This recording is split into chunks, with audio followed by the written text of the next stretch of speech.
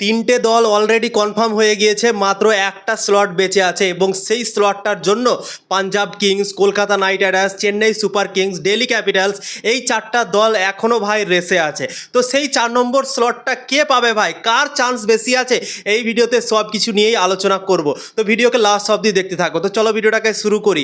কালকে খেলা হলো চেন্নাই সুপার কিংস ও সানরাইজার্স হায়দ্রাবাদের মধ্যে এবং সানরাইজার্স হায়দ্রাবাদ চেন্নাই সুপার কিংসকে হারিয়ে দিল এবং তারা তো কোয়ালিফাই করলো এবং তাদের সাথে সাথে গুজরাট টাইটেন্সকেও কোয়ালিফাই করিয়ে দিল বন্ধুরা। তো 18 পয়েন্ট নিয়ে আরসিবি দল 1 নম্বরে কোয়ালিফাই করে গিয়েছে, এখন 1 নম্বরে আছে তারা পয়েন্টস টেবলে।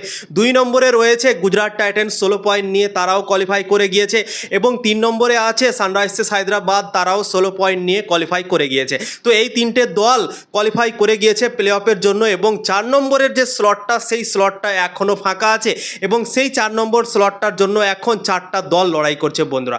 তো পাঞ্জাব কিংস যে মনে হচ্ছিল কি বেরিয়ে গিয়েছে এই আইপিএল 2026 সালে, তাদের মনে হয় আর কোনো চান্স নেই, কিন্তু পাঞ্জাব কিংস এখনও রেসে আছে ভাই। কলকাতা নাইট রাইডার্সও এখনও রেসে আছে। পাঞ্জাব কিংসের একটা ম্যাচ বাকি আছে, পাঞ্জাব কিংস যদি সেই একটা ম্যাচ জেতে তাহলে তাদের হয়ে যাবে 15 পয়েন্ট এবং তাদের রান রেট কিন্তু ভালো আছে বন্ধুরা, 0.22 কিন্তু প্লাস আছে পাঞ্জাব কিংসের। তো পাঞ্জাব কিংসেরও এখনও অনেকটা চান্স আছে এই আইপিএল 2026 সালে কোয়ালিফাই করার জন্য বন্ধুরা। তো 16 পয়েন্টে এখন একটা দলই পৌঁছাতে পারবে এবং 4 নম্বর স্লটটা তারা হাসিল করতে পারে, সেই দলটা হচ্ছে রাজস্থান রয়্যালস। রাজস্থান রয়্যালসের দুটো ম্যাচ আছে, তাদের আছে 12 পয়েন্ট।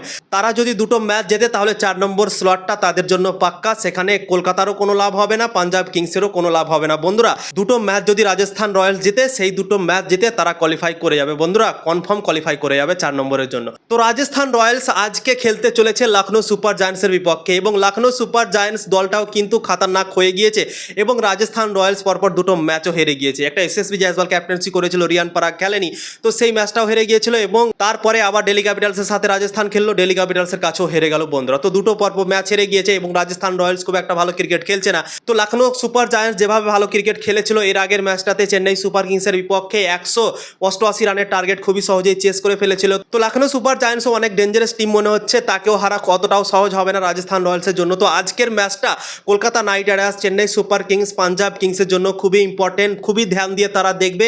তারা চাইবে কি যেন আজকের ম্যাচটা লখনৌ সুপার জায়ান্টস জিতে যায় এবং রাজস্থান রয়্যালস হেরে যায় বন্ধুরা।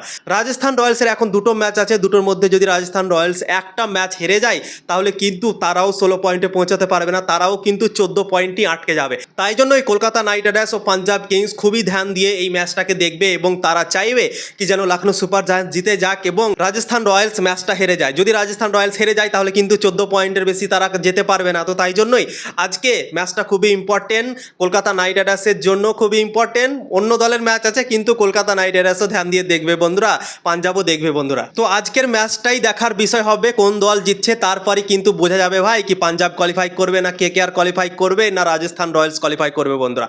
তো দেখা যাক কোন দল কোয়ালিফাই করে। তো আজকে যদি লখনৌ সুপার জায়ান্টস জেতে তাহলে কিন্তু পাঞ্জাব আর কলকাতার মধ্যে একজন কোয়ালিফাই করতে পারে বন্ধুরা, অনেক ইম্পর্টেন্ট আজকের ম্যাচটা বন্ধুরা। তো দেখা যাক আজকে কোন দল জেতে, তোমাদের কি মনে হয় কোন দল কোয়ালিফাই করতে পারে, অবশ্যই কমেন্ট করে জানাতে পারো।